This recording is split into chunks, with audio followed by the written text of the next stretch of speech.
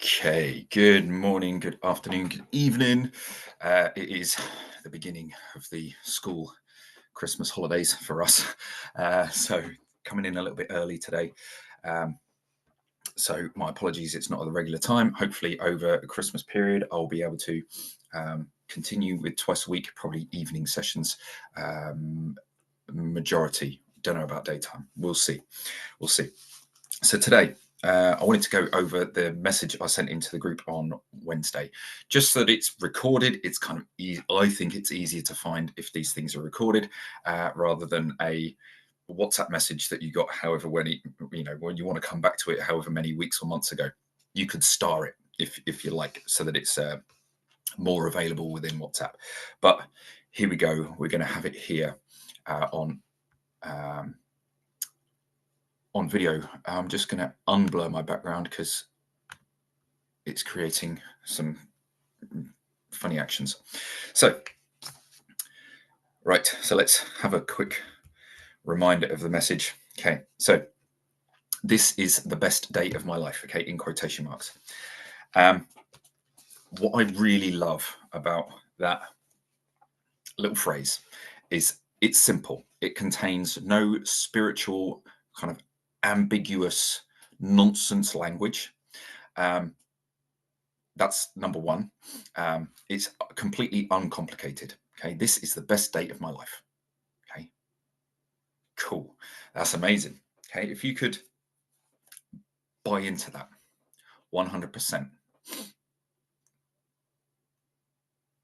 that would change your life. Okay, if you could say that every day, maybe multiple times a day, because it's such a simple phrase. It's kind of very easy to remember. It's very easy to go, oh, at lunchtime. Okay, yeah, it's the best day of my life.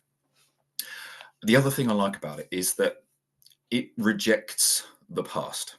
Okay, the past only exists in our mind anyway. Okay, everything that happened in our past is filtered through our perception. So therefore, it's untrue because our perception is based on our beliefs, and our beliefs are a whole mishmash of things that, again, essentially untrue. They are the ego's way of interpreting the world. Okay, and we've been told certain things that are true, and there are certainly of those things. There are many, probably nearly all of them are untrue. So it helps us to reject the untrue elements of our memories and perceptions. Okay, so this is the best day of my life. It must be the best day of my life because it is now. Okay, and now is the only thing that exists. It also helps us to reject the future. So it can take us away from stuff like anxiety. Okay, because tomorrow that will be the very best day of your life as well. Okay.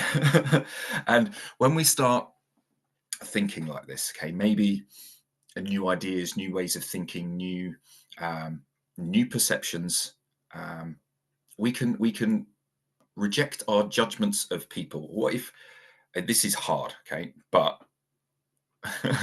what if we could come to, you still remember people's names and you still remember information, but you have no judgment on that name or information or about that person or event. Okay, so you see this person, perhaps someone who causes you trouble, you see them in a completely new light every single time you meet them. They're a blank slate. They're a sheet of A4 paper with nothing written on it. Okay, just a visual representation of. Okay, what if every day, let's say this piece of paper represents someone in your life that you don't particularly like. Okay, and ordinarily on that piece of paper you would have a list of adjectives. Okay, ways you describe them, ways you think about this person. But what if every day you could come at this person and there's nothing on that piece of paper that you call Dave, okay, or you call Susan, or you call child, okay, or daughter, or son, okay, or whoever, okay, taxman, government, prime minister, okay. What if every day we could have that? And with that phrase, sort that out later. With that phrase, this is the best day of my life, it kind of implies that the past doesn't exist and the future doesn't exist, and now is the only time. So that's what I really like about it, and it's just such a simple phrase. Okay, there's so many books, the Bible included, and various different kind of people like Neville Goddard, Florence Scovel Shinn, who I've mentioned a few times in this book. She's kind of less well known. There's in the more modern ones, Joe Dispenza and various others who use Louise Hay and such like, who use affirmations, and they can be quite long and complicated. And it's like, well, I've got to write this down, and I've got to carry a notebook with me with all my daily affirmations with me. It's like, what if we just remembered one? There's another one which again is quite simple. Comes from the kind of early 20th century kind of self-improvement metaphysics kind of people. I can't remember exactly who it came from.